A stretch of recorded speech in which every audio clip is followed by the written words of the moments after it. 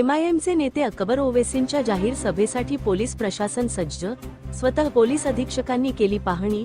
धुळे महानगरपालिका निवडणुकीचे बिगुल वाजले असून राजकीय वातावरण चांगलेच तापू लागले आहे.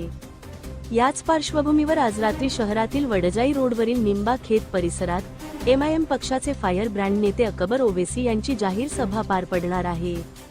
निवडणुकीच्या रणधुमाळीत आपल्या उमेदवारांच्या प्रचारासाठी आणि मतदारांना आकर्षित करण्यासाठी एमआयएमने ही मोठी सभा आयोजित केली असून या सभेत ओवेसी काय भूमिका मांडतात याकडे संपूर्ण राजकीय वर्तुळाचे लक्ष लागले आहे.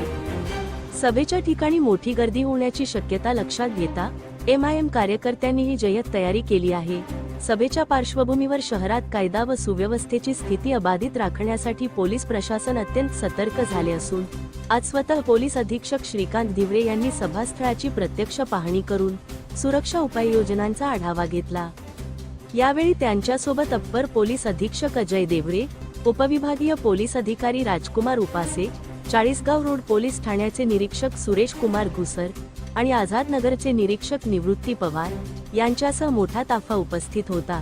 कोणत्याही प्रकारचा अनुचित प्रकार घडू नये यासाठी सभास्थळी आणि परिसरात कडक पोलीस बंदोबस्त तैनात करण्यात आला असून प्रशासनाकडून शांतता राखण्याचे आवाहन करण्यात आले आहे.